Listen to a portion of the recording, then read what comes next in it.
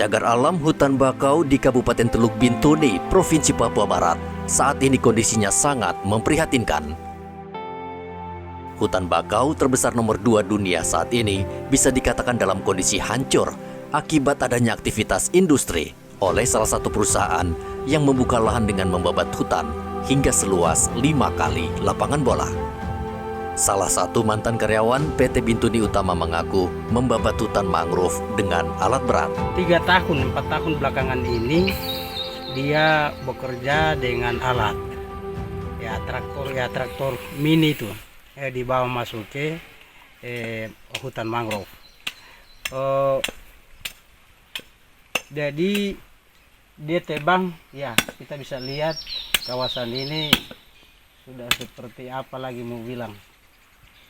Ini memang sudah tidak terakomodir baik dari pihak perusahaan. ITT-nya saja juga tidak, penanamannya juga tidak ada.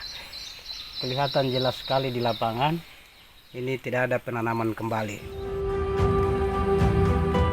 Tak hanya itu, kewajiban perusahaan untuk menanam kembali bibit mangrove di lokasi penebangan tidak dilakukan, sehingga di area bekas penebangan, bibit mangrove tumbuh secara alami. Kerusakan hutan bakau mendapat tanggapan serius Gubernur Papua Barat, Paulus Waterpauw. Itu ada PT Bintuni Utama Wood Industry yang awalnya memiliki izin sebagaimana keputusan Menteri Kehutanan nomor SK 213 Menhut 2 Romawi 2007 tanggal 28 Mei 2007 yang diberi konsesi untuk luasan area izin mereka itu adalah 82.120 hektar.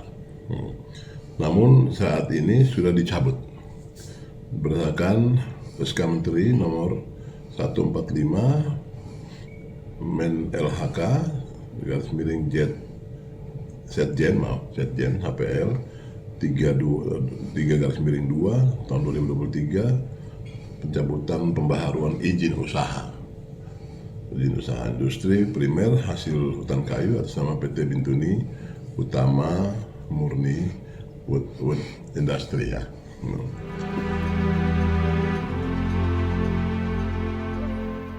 Sementara manajer perusahaan Bintuni Utama menjelaskan pihaknya saat ini tengah melakukan survei lapangan termasuk kebutuhan bibit untuk penanaman kembali pohon mangrove. Mungkin saya nggak bisa terlalu komentar ya, karena itu bukan bagian dari saya.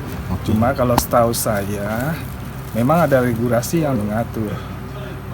Untuk penebangan itu tidak tahun ini penebangan, pasca penebangan langsung dilakukan penanaman, tidak seperti begitu.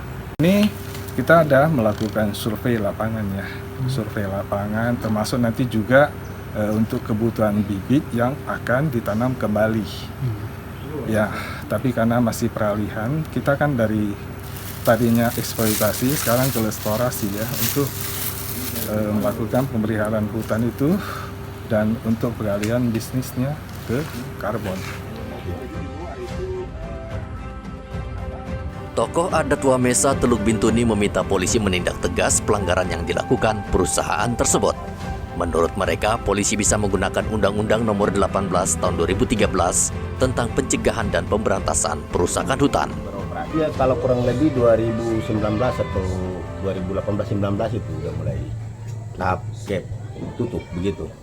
Nah itu dari beberapa tahun terakhir ini yang ya ketika ditebang tidak ditanam kembali, begitu. Dia diproses sesuai hukum yang berlaku, begitu.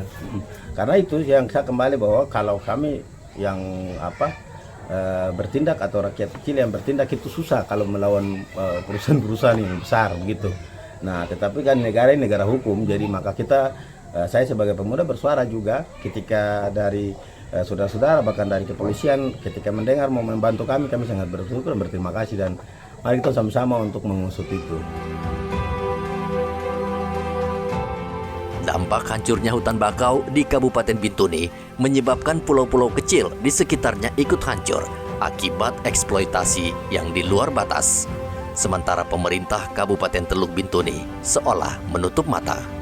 Topan melaporkan dari Teluk Bintuni, Papua Barat.